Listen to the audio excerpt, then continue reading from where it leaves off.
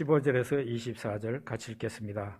그러나 내 어머니의 태로부터 나를 택정하시고 그의 은혜로 나를 부르시니가 그의 아들을 이방에 전하기 위하여 그를 내 속에 나타내시기를 기뻐하셨을 때에 내가 곧 혈육과 의논하지 아니하고 또 나보다 먼저 사도된 자들을 만나려고 예루살렘으로 가지 아니하고 아라비아로 갔다가 다시 다메섹으로 돌아갔노라.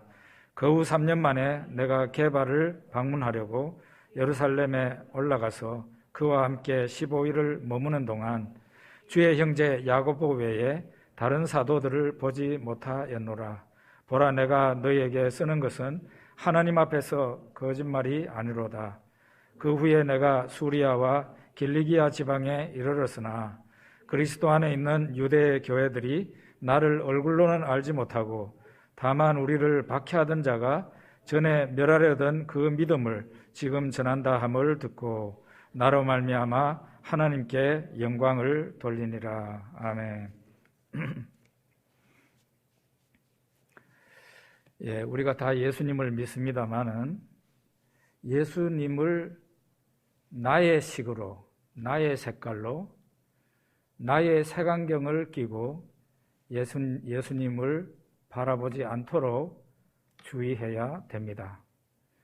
서양의 백인들은 예수님을 백인으로 만들려고 했습니다.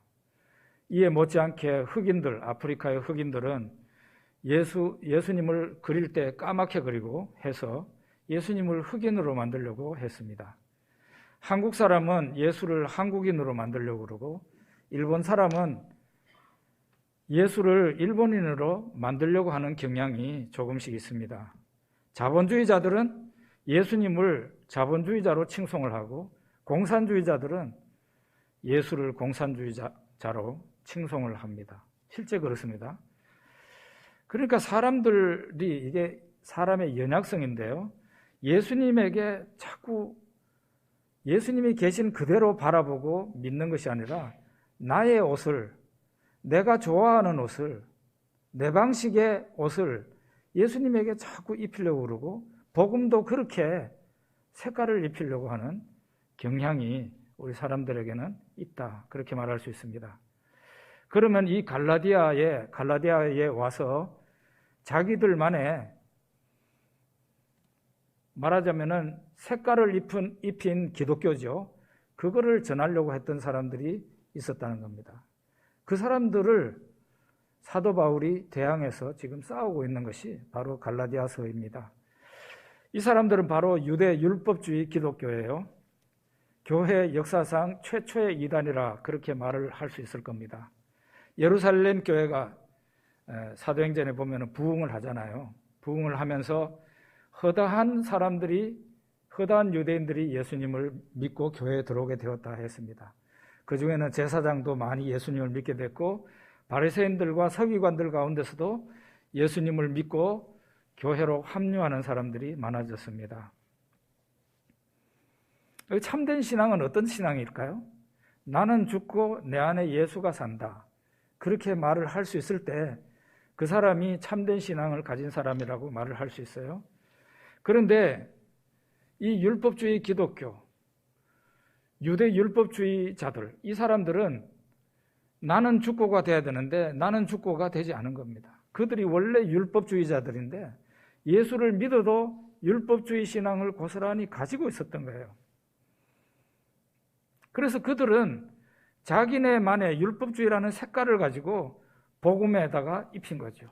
예수님에게 자기네 색깔의 옷을 예수님에게 입혀서 갈라디아에까지 와가지고 이런 예수를 전하고 이런 복음을 전했는데, 사도 바울이 내가 너희들에게 전했던 그 복음이 아니라 다른 복음을 전하는 사람이 있다면 그게 나든지 하늘에서 내려온 천사든지 그 어떤 사람이라도 저주를 받을지어다, 그렇게 말을 하는데, 그건 뭔가 하면은 색깔을 입힌 복음, 나의 색깔의 옷을 입힌 예수, 그거를 전하면 안 된다는 사도 바울의 강력한 주장입니다. 아까 우리가 읽었던 그 본문의 말씀을 읽으면서 여러분 어떤 생각을 했는지 모르겠어요. 잠시 요약을 하자면 이런 거예요. 사도 바울이 이렇게 말을 합니다.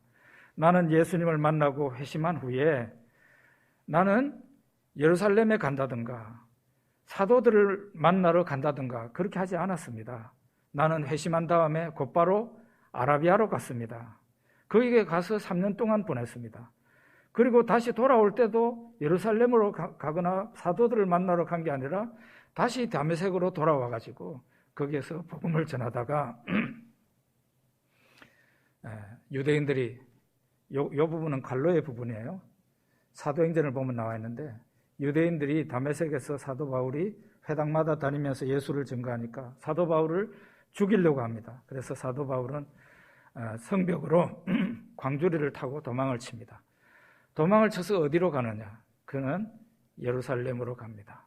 예루살렘으로 가서 약 15일간 베드로와 야고보를 만났다. 그렇게 나와 있습니다. 그리고 그는 다시 이 수리아와 길리기아는 사도 바울의 고향이 있는 다소가 그 길리기아 지방이에요. 거기에 가서 복음을 전하는데 유대에 있는 유대의 교회가 저 멀리에 있는 유대의 교회가 사도 바울이 핍박자인 사도 바울 자기네가 얼굴로는 한번 만나지 못했지만 그 옛날에 복음을 핍박하던 자가 복음을 전하고 있다는 소식을 듣고 하나님께 영광을 돌렸다. 이런 얘기를 지금 사도 바울이 아까 읽었던 우리 본문에서 얘기하고 있습니다. 사도 바울이 말하려고 하는 주된 강조점은 무엇입니까? 나는 예수님을 만나고 회심한 후에 먼저 믿는 사람을 찾아가가지고 복음을 또 들으려고 한다든가 배우려고 한다든가 그러지 않았다. 예루살렘을 가가지고 사도들을 만나서 배우려고 한다든가 복음을 전수받으려고 하지 않았다는 거예요. 나는 예수님을 믿고 복음을 받아들인 후에 나는 바로 아라비아로 가서 3년 동안 있다가 돌아왔습니다. 돌아올 때도 예루살렘으로 간 게 아니라 또다시 내가 예수님을 만난 곳 다메섹으로 돌아왔습니다. 그러다가 거기에서 유대인들이 나를 죽이려고 하기 때문에 도망을 쳐서 예루살렘에 갔는데 내가 예수 믿은 지 3년이 넘어서 그것도 15일 동안 베드로와 야고보라는 굉장히 제한적인 사람들을 만나고 돌아왔습니다. 나는 유대에 있는 교회와 어떤 교류도 가지지 않았습니다. 이 말을 하고 있는 겁니다. 사도 바울이 여기에서 말하려고 하는 것은 그겁니다. 내가 너희들, 그러니까 갈라디아 교회에 복음을 전한 것은 내가 사람에게서 받은 복음을 당신들한테 전한 게 아니라 내가 받은 복음은 사람에게서 복음을 받은 게 아니다. 그걸 말하고 싶은 겁니다. 내가 당신들한테 전한 그 복음은 하나님의 계시로 받은 복음이지 어떤 사람이 내한테 가르쳐줘서 내가 알게 된 그런 복음이 아닙니다. 나의 행적, 나의 알리바이를 보면은 알지 않습니까? 하면서 증거를 사도 바울의 행적을 갈라디아 교인들에게 보여준 거예요. 거기 보면은 사도 바울이 하나님으로부터 복음을 받은 이후에 사람들에게 가가지고 배우려고 하는 그런 게 전혀 없어요. 사도 바울은 그걸 말하고 있는 겁니다. 나는 사람에게서 복음을 받은 것이 아니라 하나님에게서 하나님의 계시로 복음을 받았습니다. 그걸 말하는 거죠. 그 다음에 우리 16절 17절 한번 봅시다. 16절 17절 그의 아들을 이방에 전하기 위하여 그를 내 속에 나타내시기를 기뻐하셨을 때에 내가 곧 혈육과 의논하지 아니하고 또 나보다 먼저 사도된 자들을 만나려고 예루살렘으로 가지 아니하고 아라비아로 갔다가 다시 다메섹으로 돌아갔노라. 여기에 보면 이 문장을 보면은 사도 바울은 하나님에게서 복음을 받았을 뿐만 아니라 사람으로부터 복음을 받은 게 아니다. 사람의 말을 듣기도 원치 않았다. 사람에게서 복음을 들으려고 듣고 싶은 마음도 없었다. 그걸 지금 얘기하고 있는 거예요. 여기 이런 말 합니다. 내가 곧 혈육과 의논하지 아니하고, 이 혈육이라는 말은 사람이라는 말이거든요. 혈육을 우리는 가족들을 혈육으로 주로 말을 합니다만은 성경에서 말하는 혈육은 그냥 사람이에요. 사람. 피와 살이니까. 피와 살은 사람이에요. 사도 바울이 하나님의 계시로 복음을 접하는데 다메섹 도상에서 부활하신 예수님을 만나는 그 사건입니다.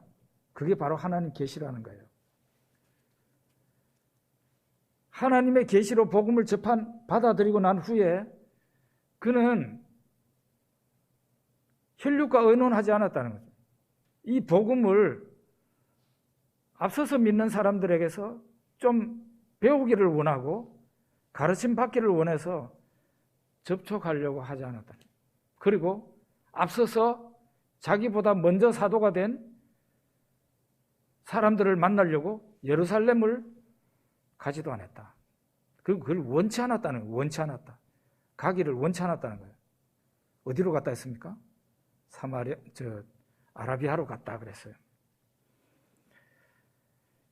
이 부분은 우리가 오늘날 우리에게 적용을 하기에는 조금 어려운 점이 있어요.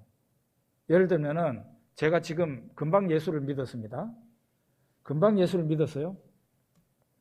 그 사도 바울과 같은 태도를 취하게 되면 어떻게 해야 되겠습니까? 내가 사람을 안 만나야 되죠. 먼저 믿은 사람을 안 만나야 되는 거예요. 이걸 오늘날 적용하기에는 문제가 있어요. 그런데 우리는 그런 의미에서 사도가 다르다는 것을 알아야 됩니다. 사도. 예수님의 사도는 오늘날 우리 시대에 존재하지 않습니다. 그 사도들은 특징이 있는데 사람에게서 복음을 받은 사람들이 아니라 하나님으로부터 직접 복음을 받은 사람들이에요. 그게 사도예요, 사도. 그러니까 사도시대 이후에는 사도가 없는 거예요. 예수님을 사람들에게서 복음을 들은 게 아니라 하나님으로부터 복음을 받은 거라니까요. 사도 바울은 그래서 사도인 겁니다. 나는 복음 때문에, 내가 복음을 받아들이고 난 뒤에 복음 때문에 사람을 만날 필요가 없었다는 거예요. 만나기를 원치도 않았다. 아라비아로 갔대요. 아라비아로. 자, 그러면은 사도 바울이 왜 이렇게 했을까요? 왜 사람들을 만날 필요가 없었을까요? 금방 믿은 사람인데. 자, 이렇습니다. 복음은 하나밖에 없는 거예요. 복음이 2개, 3개가 있지 않아요. 하나님의 복음은 단 하나예요. 예수 그리스도. 진리가 둘일 수가 없고 하나이듯이 복음도 하나입니다.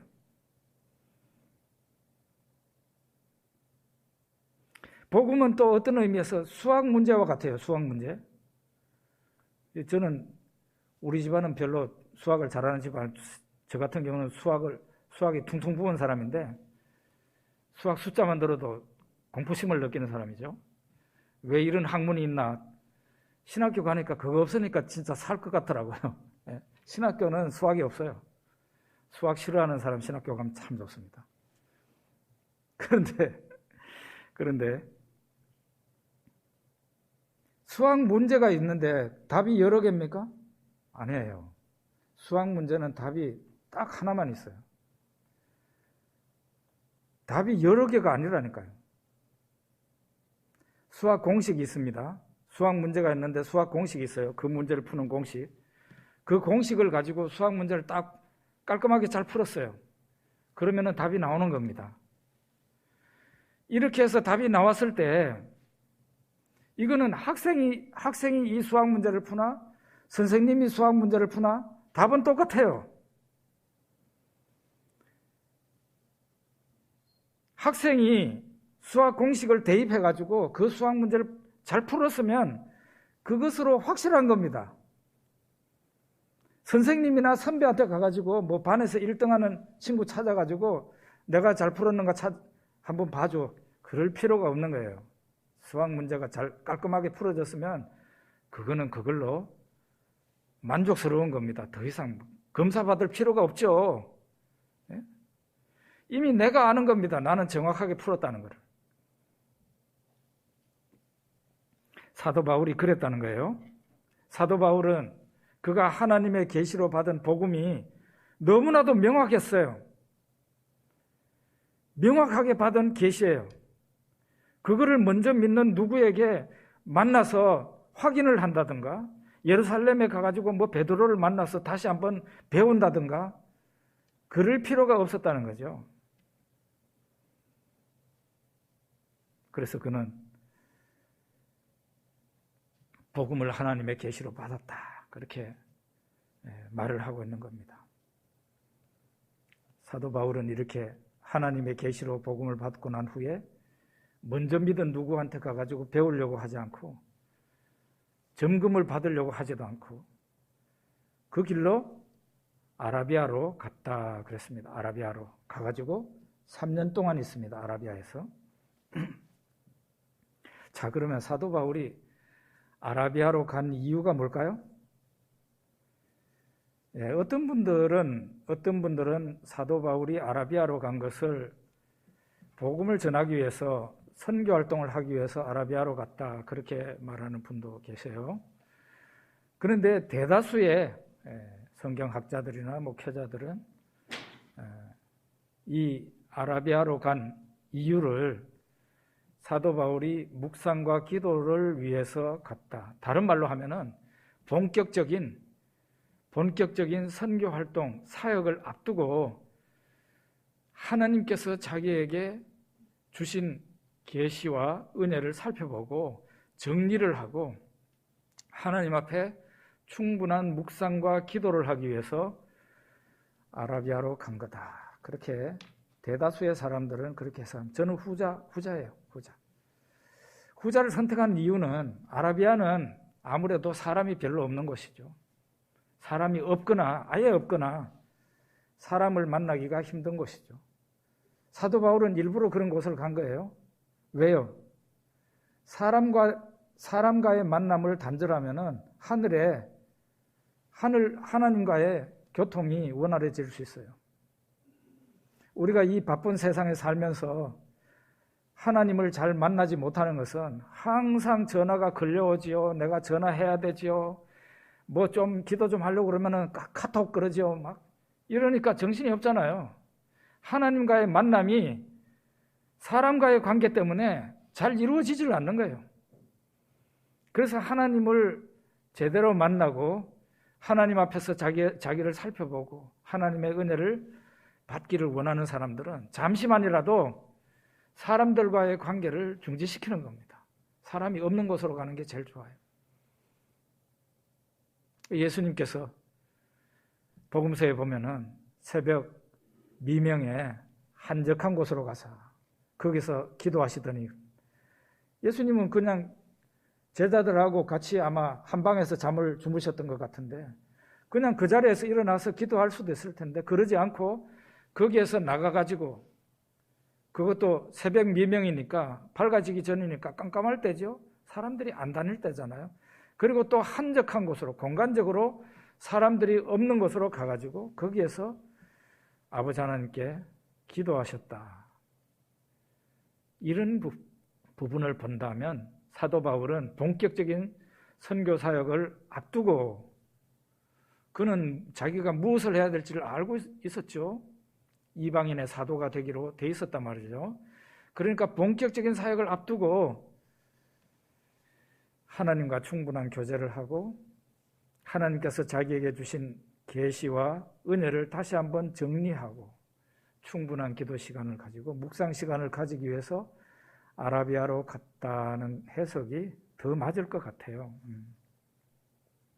자, 그러면 사도 바울이 아라비아로 갈 때 가지고 간 것은 무엇일까요? 사도 바울이 무엇을 가지고 갔는지, 당장 필요한 것은 가지고 갔는지 모르겠지만 분명히 가지고 갔을 두 가지가 있는데 그것은 눈에 보이지 않는 겁니다. 첫째로는 하나님의 계시, 두 번째로는 성경입니다. 눈에 보이지 않는 거예요.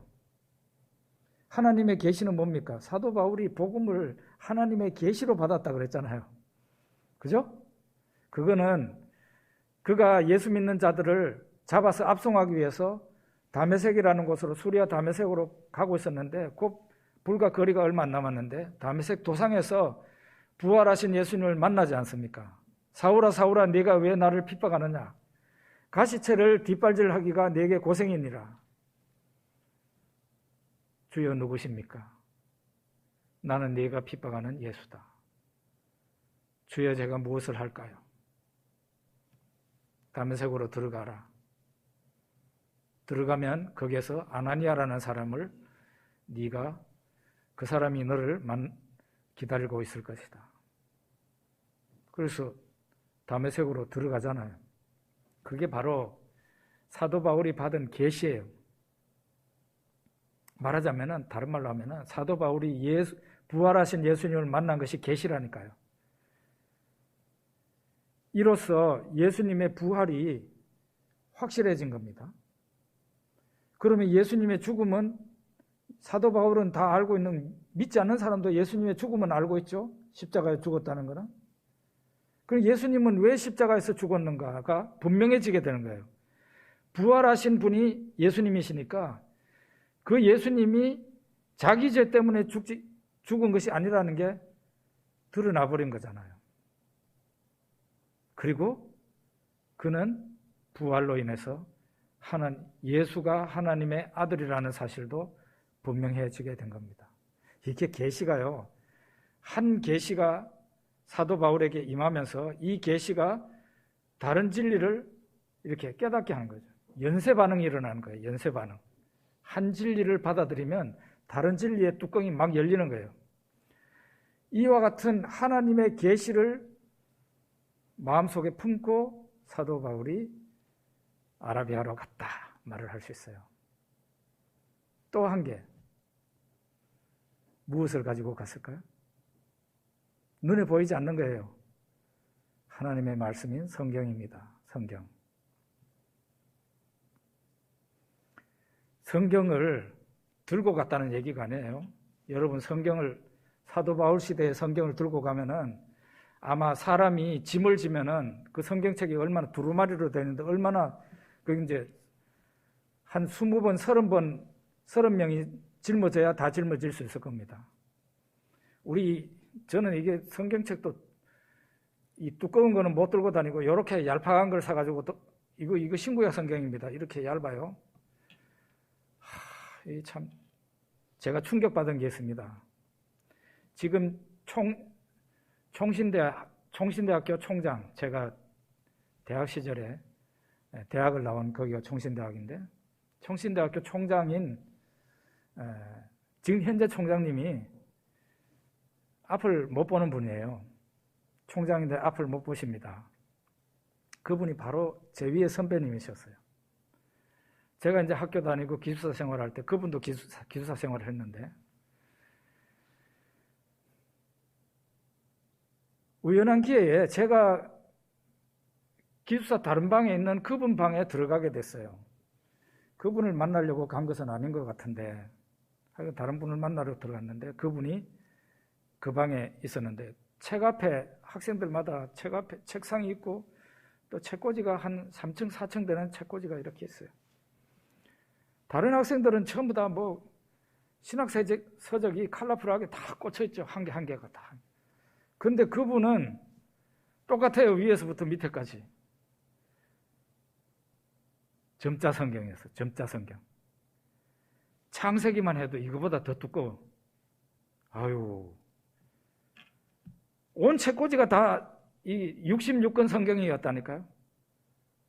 점자 성경 아시죠, 여러분? 이 점자로 손가락 끝으로 이렇게 하면서 읽어 나가는 거잖아요.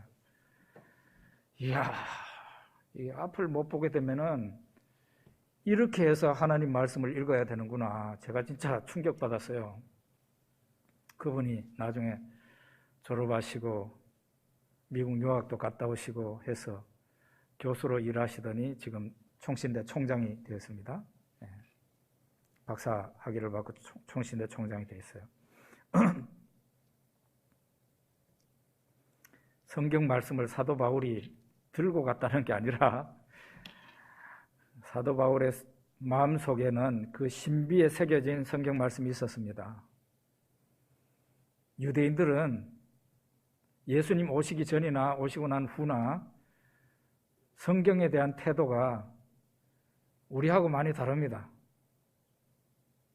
유대인들은 주로 성경을 외우는 방식으로 성경을 접합니다. 그냥 애가 말 배우면서부터 부모가 애들을 창세기부터 외우게 합니다. 얘기를 들어보니까요, 처음에는 얘가 한 구절 외우는데 막 10일도 걸리고 굉장히 오래 걸린답니다. 그런데 이게 사람이 발동이 걸리면 그렇게 또 잘 외운다네요. 항상 외우기 어려운 게 아니라 외우는 게 습관이 되면은 그때부터는 외우기가 쉬워진대요. 그리고 유대인들은 이렇게 운율에 따라서 외워요. 이게 우리말 성경하고는 좀 다릅니다. 이렇게 노래도 가능해요. 이 성경 말씀이. 그러니까 외우기가 쉬운 거예요. 그렇게 해서 유대인들은 성인식 12살 되기 전에 모세오경을 다 외웁니다. 창세기에서부터 신명기까지 다 외워야 돼요. 사도 바울이 성경을 가지고 갔다는 얘기는 구약 성경, 마음에 새겨진 구약 성경을 가지고 아라비아로 갔다는 거예요. 뭘 했겠습니까? 이미 구약 성경은 다 알고 있어요. 외우고 있으니까. 자기가 본 그 부활의 예수하고 구약 성경을 계속 이렇게 이어보는 작업을 했던 겁니다. 그래서 우리는 로마서도 그렇고 갈라디아서도 그렇고 사도 바울이 사복음서를 기록한 마태, 마가, 누가, 요한하고는 전혀 이 방식이 다르게 예수를 전해요. 마태는 어떻게 전합니까? 예수님에게 예수님이 어디를 갔었는데 거기에서 병든 사람 누구가 왔고 그래서 예수님이 어떻게 말했더니 사람 이런 식이에요. 예수님이 예루살렘을 향해서 올라가는데 거기에 눈먼 소경이 따라오면서 다윗의 자손 예수여 이러면서 불렀다. 예수님이 멈춰서더니 내가 너에게 무엇을 하여 주기를 원하느냐? 주여 보기를 원하나이다. 그 보아라. 이래가지고 보게 됐다. 이런 식의 말이지만 사도 바울은 그런 경험이 없잖아요.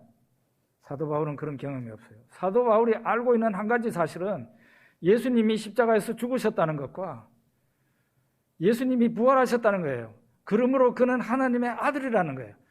굉장히 간단한 진리입니다. 그것을 가지고 사도 바울이 로마서도 쓰고 갈라디아서도 쓰고 그렇게 하는 거예요. 그 예수 그리스도께서 왜 죽었겠냐는 거죠. 예수님이 부활하심으로 어떤 일이 일어났느냐 그런 얘기를 하고 있는 겁니다. 그래서 참 교회 교육이라는 것이 저는 그래서 우리 교회에서 속 시원하게 잘 안 된 일이지만 우리 어린이들에게 100만 가지 가르치는 것보다 한 10구절의 성경을 외우게 하는 게 훨씬 더 효과적이다. 저는 그렇게 믿고 있어요. 그래 참 그거 잘 안 됐어요. 지금까지는 잘 안 됐지만 앞으로 우리 교회가 고민하면서 한번 해봐야 될 일이라고 생각을 합니다. 사도 바울이 2가지를 가지고 갔어요. 그 문 가면은 부활하신 예수를 만나는 그 하나님의 계시, 사도 바울에게 임한 계시 그거 한 개 가지고 또 하나는 성경책, 이 사도 바울의 마음속에 새겨진 성경책 이 2가지를 가지고 갔다. 이와 같은 사도 바울의 태도를 우리가 보면서 오늘날 우리가 본받을 점이 있다고 생각을 했거든요. 첫째로는 우리는 복음을 깨닫기 위해서 너무 사람에게 의지하지는 말아야 된다. 이거를 잘못하면 오해할 수도 있어요. 금방 예수 믿은 사람이 먼저 믿는 사람과 이렇게 사람에게 도움을 받고 하는 게 정상적인데, 그러지 말라는 말이 아니라, 우리는 사도가 아니니까요. 그러지 말라는 말이 아니라 그럴 수 있는데, 진짜 내가 이제 예수 그리스도를 믿었다, 확실하다, 나는 예수님을 확실히 믿었다고 생각이 되거든. 그때부터는 사람을 많이 만나서 가르침을 받으려고 하기보다는 하나님의 직접적인 계시인 성경을 좀 많이 접해라. 이 말세가 되면은 더더욱 그래요. 무슨 성경은 제쳐두고 무슨 사람을 만나고 무슨 영상을 보고, 안 그랬으면 좋겠어요. 제가 이런 설교를 여러 번 했는데요. 목사인 저도 너무 믿지 마세요, 우리 성도님들. 성경을 들여다보시라고, 성경을. 저도 그런 자세로 살아왔어요. 말세에 이 말하고 저 말하고, 사람이 굉장히 성경 교사라는 사람들이, 성경을 가르친다는 사람들이 자기 색깔을 너무 입혀서 복음을 전합니다. 그러니까 성도가 순수한 복음을 받아들이기가 무척 어려운 시대인 거예요. 이때에 더더욱 성경을 펼쳐서 읽어라. 그게 제일 안전하다는 거죠. 두 번째는, 우리가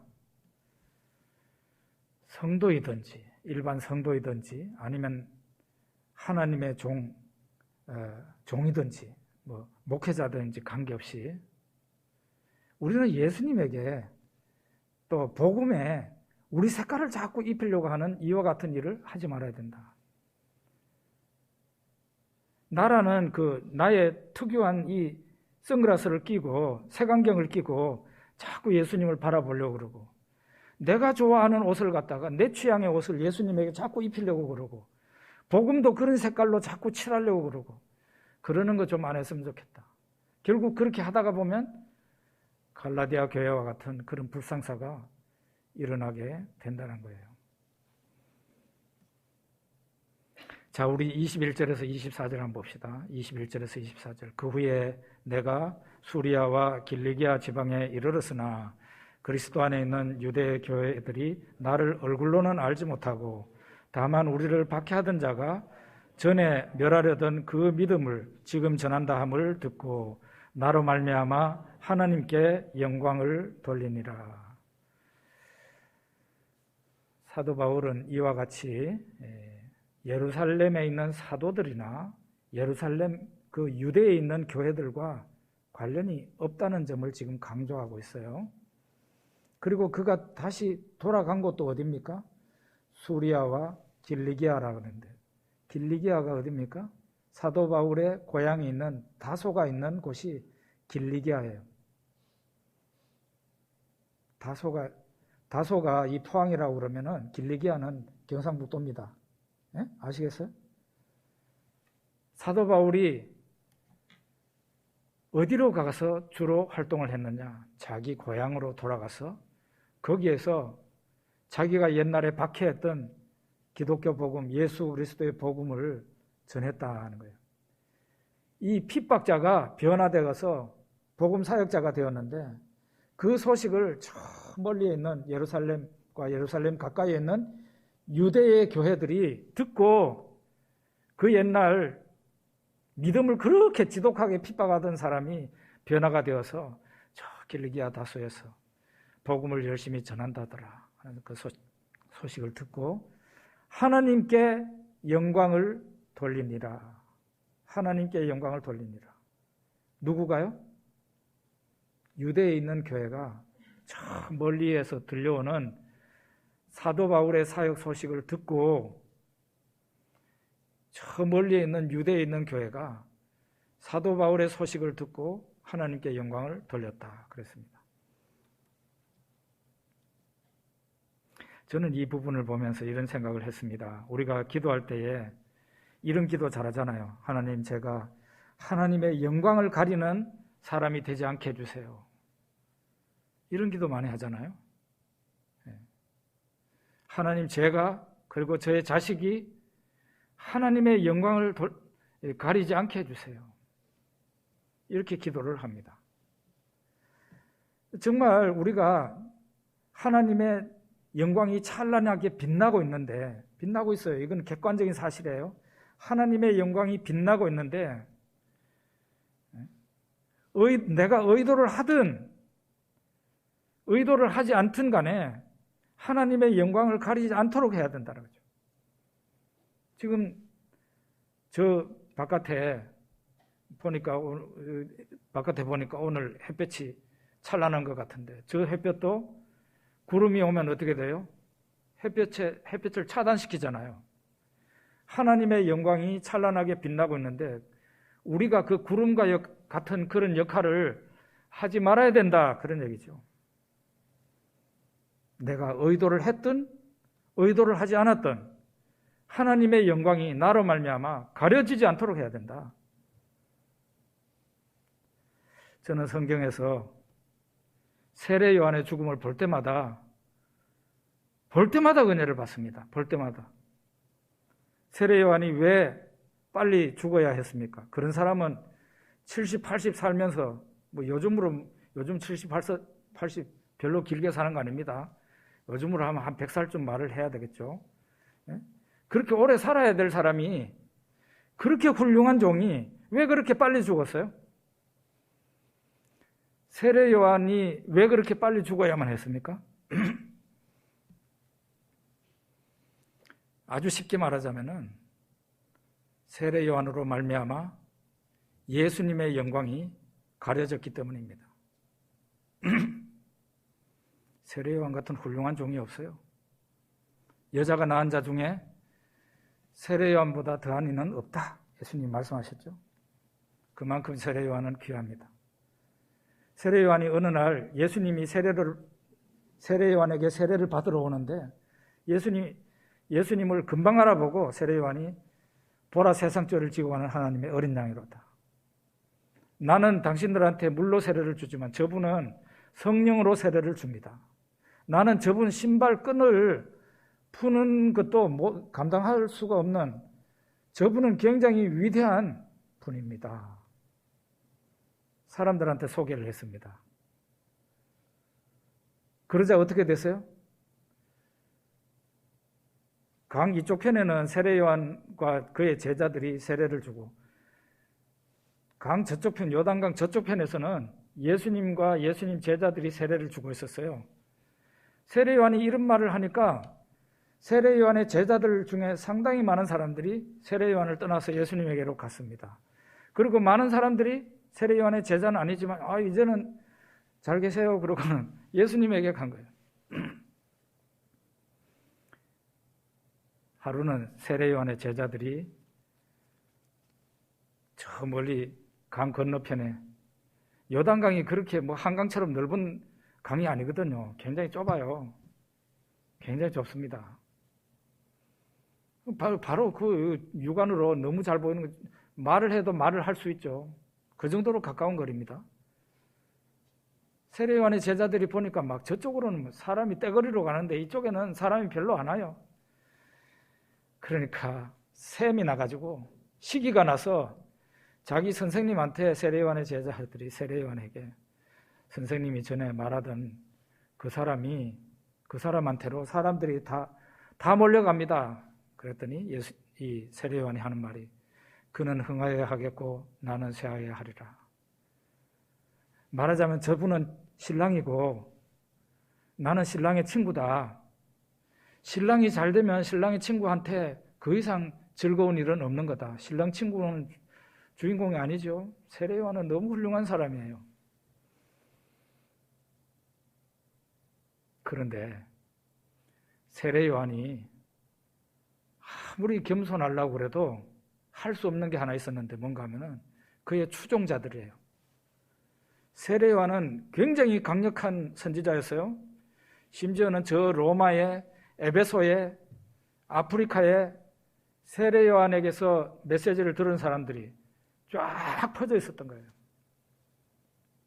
그 사람들은 여전히 세례 요한이 영웅이죠. 이제 세례 요한이 소개해서 예수님이라는 해가 중천에 떴어요. 예수님이라는 빛이, 예수님의 영광이 빛을 발하기 시작했다고. 하나님의 아들이 와서 빛을 발하기 시작했으면 그동안 빛을 비쳤던 달, 세례 요한은 내려가야 되는 거예요. 그런데 너무 인기가 좋아서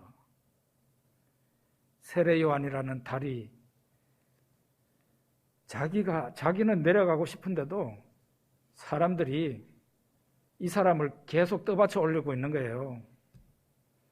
여러분이 하나님이라면 어떻게 하시겠어요? 강제로 끌어내릴 수밖에 없잖아요. 그게 바로 순교입니다. 그게 순교예요.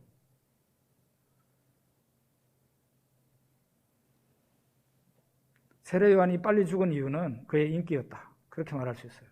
그것도 사람들이 그를 자꾸 떠받쳐 올리니까 사람은 참 좋은 사람인데 이런 사람 오래 살아야 되는데 하나님께서 예수 그리스도의 영광을 자기는 원치 않은 가리기를 원치 않았는데 가려지게 된 거예요. 그러니까 강제적으로 퇴장시킨 것이 바로 세례 요한의 죽음이었다. 그렇게 보거든요. 우리는 예수 믿는 신자입니다. 우리가 의도를 하든 의도하지 않든 하나님의 영광을 가린다든가 예수 그리스도의 영광을 가린다든가 그런 짓을 하지 말아야 됩니다. 그런 짓을 안 하려면 오늘 이 본문을 토대로 말하는데요. 나는 죽어야 됩니다. 나라는 사람이 죽어야 되는 거예요.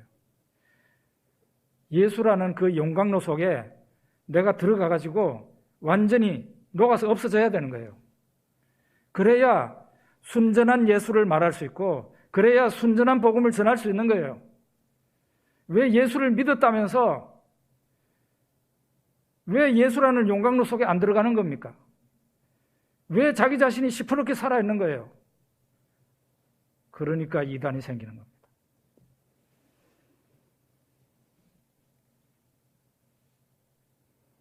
우리 성안교회가 순전한 예수를 믿을 수 있고 순전한 예수를 전할 수 있다면 그것은 교회다운 교회입니다. 그게 교회가 작든지 크든지 문제가 안 돼요. 교회의 교회다움은 복음을 변질시키지 않는 겁니다. 예수님을 계신 그대로 깨끗한 눈으로 바라볼 수 있고 그 예수님 계신 그대로 우리가 추종하며 따라갈 수 있다면 훌륭한 신자이고 훌륭한 교회입니다. 그런 교회가 되고 그런 신자가 되야죠. 기도하겠습니다.